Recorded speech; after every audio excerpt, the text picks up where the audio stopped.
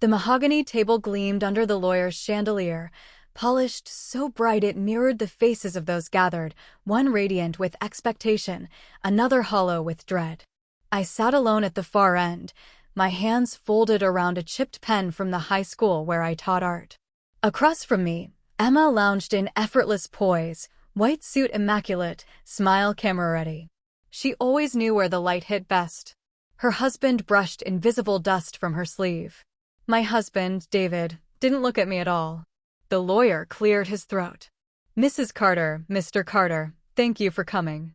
As you know, your parents' estate is considerable," was Emma corrected softly, tucking a strand of hair behind her ear. "They're gone. Let's be honest." She said it with the same tone she used in her influencer videos, elegant detachment disguised as grace.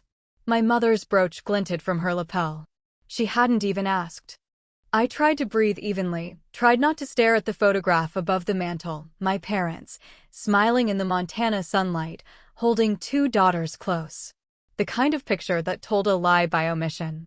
Mr. Henderson unfolded the will.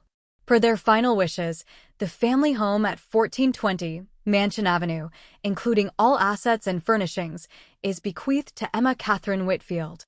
Emma's hand fluttered to her chest in mock surprise. "Oh, that's generous." David's shoulders stiffened beside me.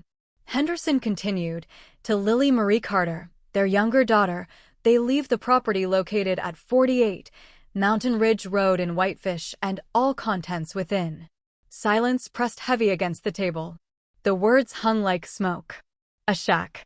That's what my father had called it when I was a child, a fixer-upper that never got fixed. Emma tilted her head, pitying smile sharp as glass. "Whitefish. Isn't that where the old cabin collapsed last winter?" David spoke before I could. "That's absurd. Lily devoted her life to them. You're saying she gets a ruin while Emma walks away with millions?" The lawyer adjusted his glasses. "These are your parents' explicit instructions." Emma reached across the table, her voice honeyed. "Lily, I'll help you. We can sell the property. I'll even give you something extra so you're comfortable. Comfortable. Like a pet." I forced a nod, my throat burning. In the reflection of the table, I saw my own face, pale, small, unremarkable. The forgotten daughter in a family portrait no one remembered to dust. Mr. Henderson hesitated, then slid a sealed envelope toward me. Heavy parchment. My name in my father's handwriting. "This," he said, "is to be opened only at the property." Emma's brows lifted. "A scavenger hunt? How sentimental." David's joy tightened. "We're not playing games. Lily deserves better." But the lawyer's eyes held something else, not sympathy, not apology. Anticipation. As if he knew a secret buried deeper than anyone could show. When the meeting ended, Emma was already on her phone, composing a post. "Bittersweet day. Honoring Mom and Dad's legacy. Grateful they trusted me." Outside, the sky was the color of steel. David didn't wait for me. He stood by the car, arms crossed. "I told you," he said when I reached him. "They never saw your worth." "David, no. You've wasted years teaching finger painting while your sister built an empire. And now they've confirmed it." He opened the trunk, dropped my suitcase inside. "You're going to that property. You're going to fight for what's ours." "Ours?"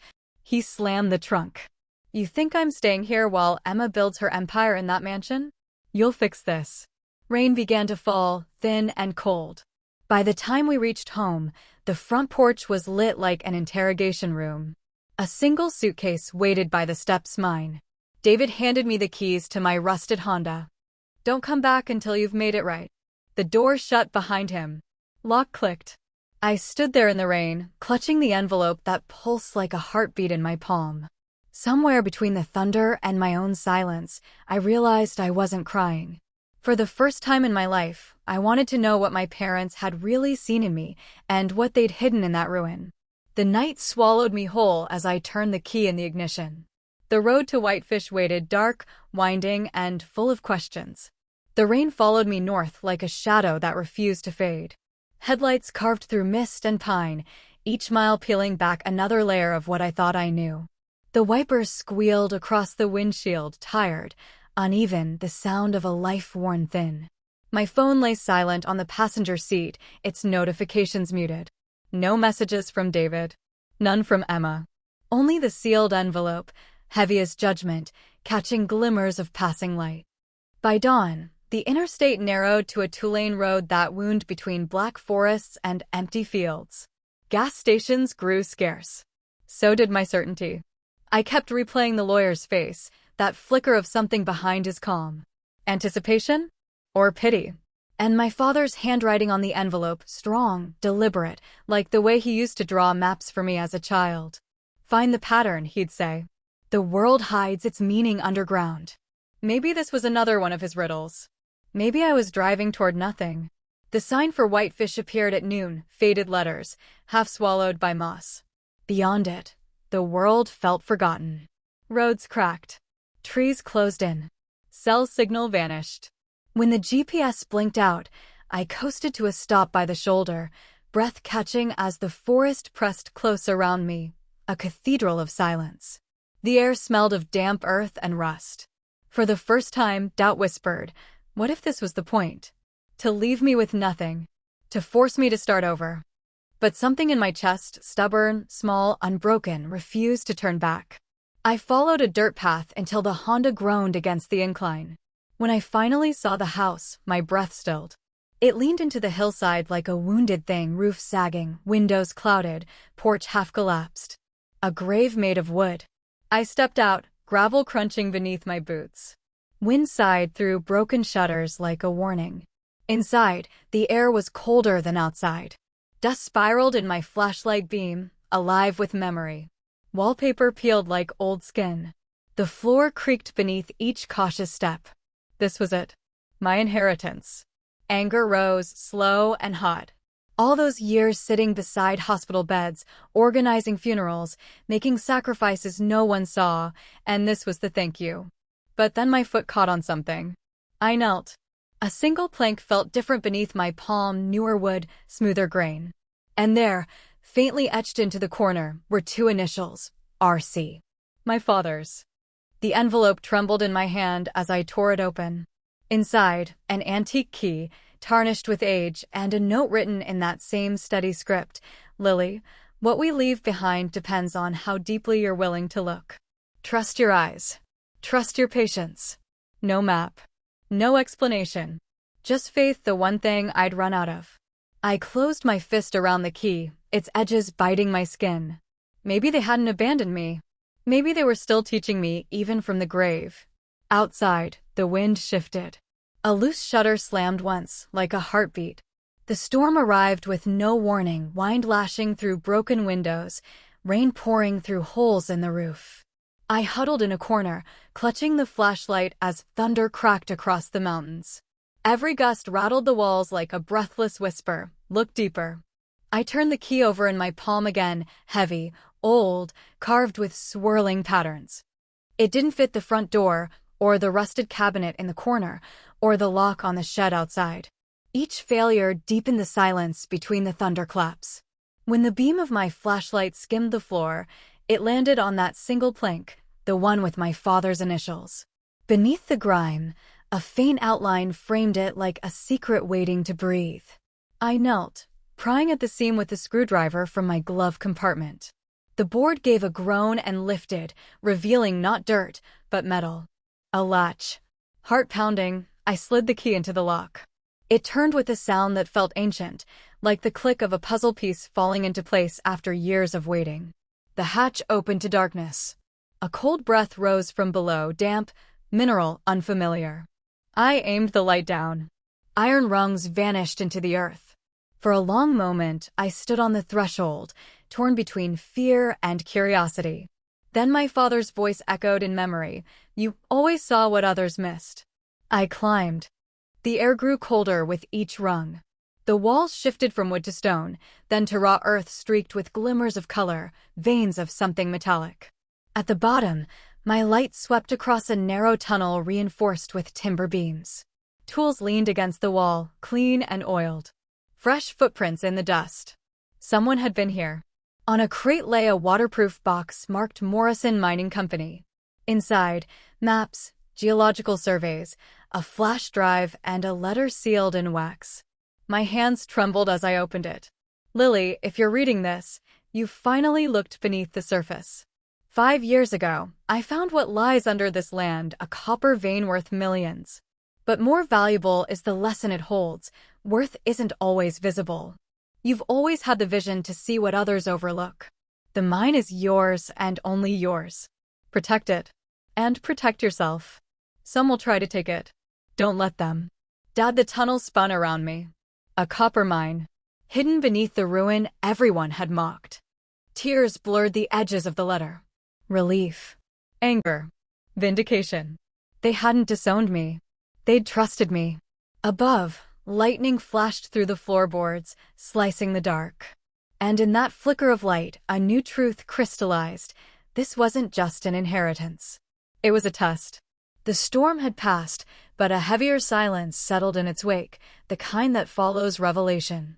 I sat at the kitchen table of the ruined house, the letter spread before me, the copper key glinting faintly in the lantern's light. A mine. Millions in copper. A secret my parents buried beneath decay. And now I finally understood why the lawyer's eyes had lingered, why the envelope could only be opened here. They'd built a riddle only I would solve. But the warmth of discovery quickly cooled to dread. My father's words echoed. Some will try to take it. Protect yourself. I powered up the old laptop I'd brought and opened the flash drive. It contained geological surveys, contracts, even a pre-drafted agreement with Morrison Mining, all signed in my father's hand, leaving ownership solely to me. The final clause read, "Rights revert in 6 months unless extraction begins." 6 months. And nearly 5 were already gone. A vibration startled me, my phone, finally catching signal. Messages flooded in. David, Lily, where are you? Come home. We can fix this. Emma, heard about the property. Let's discuss options before you make mistakes. Another message, notice. Claim to contest inheritance filed by Emma Whitfield. My pulse quickened. They knew. The next message was a voicemail. David's voice slick, rehearsed. Lily, this mine is bigger than you think. Emma has contacts. Investors. Let her handle it. Sign the transfer she's sending over, it's for your own good. I laughed, a raw sound in the empty room. For my own good. The same words he'd used when locking me out. A sharp knock jolted me. I froze. Another knock, louder. Through the cracked glass, a silhouette, tall, impatient. David. I opened the door only halfway. What are you doing here? He smiled, practiced and hollow. You didn't answer my calls. I didn't need to. Lily, listen, this property's worthless without expertise. Emma and I can manage the sale. You'll get a fair cut. The truth sharpened like a blade. You've been working with her. He hesitated, then sighed. She just wants what's best for the family. Whose family? He stepped closer, eyes shifting. You can't handle this alone. Sign the papers. I'll take care of the rest. I shut the door hard. His voice rose from the porch. Don't be stupid, Lily. You're throwing away everything. But everything he wanted was already mine. I locked the door, chest tight with a mix of grief and fury. My parents had seen this coming. The trap was already set, a clause buried in the will, waiting for greed to reveal itself. I gathered the letters, the contracts, the proof. If Emma and David wanted a fight, they'd get one. But it wouldn't be in secret. The ballroom glittered like a dream I no longer believed in, chandeliers casting light across crystal glasses, polished floors, and faces trained to smile for cameras. At the center of it all stood Emma, radiant in gold, every inch the golden child she'd always claimed to be. She saw me the moment I entered, her smile faltering for the briefest heartbeat before sliding back into performance. Lily, she called, voice sweetened for the crowd. You made it. I stepped into the light, the envelope and contracts tucked in my briefcase. Wouldn't miss it, I said. Family deserves to be together on nights like this. Cameras turned. Conversations softened to murmurs. The scent of champagne and expectation hung in the air. David appeared beside her, hand on her elbow, eyes on me. His expression was a warning or maybe a plea. Let's talk outside, he whispered. I didn't move. Instead, I walked toward the stage. The microphone waited like judgment. Emma followed, still smiling, still pretending. Lily, please, this is a charity event. For youth art, I said. Something I've actually spent my life doing. I faced the crowd. You've heard Emma's story, the devoted daughter who inherited our parents' legacy. But there's another version. Gasps rippled as I opened the briefcase. Our parents left me a shack. At least, that's what everyone thought. I held up the survey. What they really left was a copper mine worth millions, hidden under that ruin. And they left me proof of ownership. Emma's mask cracked. That's not true, it is, I said, pulling out the letters, the contracts, the recordings. And when you and David discovered it, you tried to take it. You filed claims. You forged documents. You conspired to steal what wasn't yours. David stepped forward, voice tight. She's lying. I pressed play on my phone, his voicemail echoed through the speakers. Sign the transfer. Emma has contacts. It's for your own good. The room fell silent. Across the ballroom, Mr. Henderson, our lawyer, rose from his seat. Per the Carter's will, he said clearly, any attempt to obtain another's inheritance through fraud or coercion results in immediate forfeiture of one's own inheritance. Emma's breath caught. No, he unfolded the clause.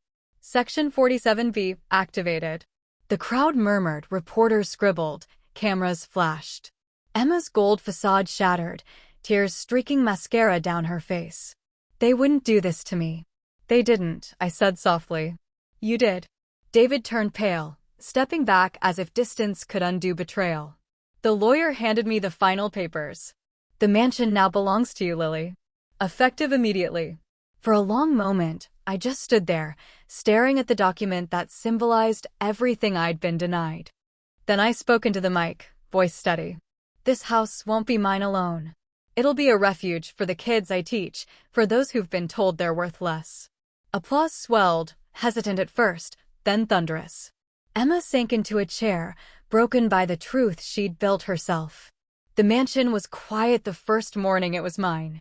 Not a sound, but the echo of my own footsteps across marble floors that had once belonged to someone else's idea of worth. I walked through each room slowly, past the glittering chandeliers Emma had hung for show, the spotless mirrors that once reflected only her perfection. Beneath the polish, I could almost hear my parents' voices. Don't look at what shines, Lily. Look at what lasts. By the window overlooking the lake, I opened their final letter, the one Henderson had delivered after the gala. Dearest Lily, if you're reading this, then truth has found its way to the light. We knew it would be hard for you to stand alone, but you always had the strength to do it. Remember, we didn't leave you wealth to make you powerful. We left you choices to make you free. Free. A word I'd never truly understood until now. Outside, contractors unloaded easels and paint-splattered tables. Within weeks, this mansion, once a symbol of everything I'd been denied, would become the Carter Arts Foundation, a place where underprivileged children could create without fear of being told they weren't enough. When the first group arrived, their voices filled the halls like birdsong, laughing, curious, unguarded. I watched a little girl trace colors across canvas with trembling fingers, and for the first time, the house felt alive.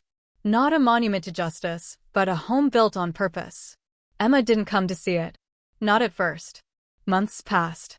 The mine beneath Whitefish began yielding steady returns, enough to fund scholarships, classes, even a mobile art studio that traveled to rural schools.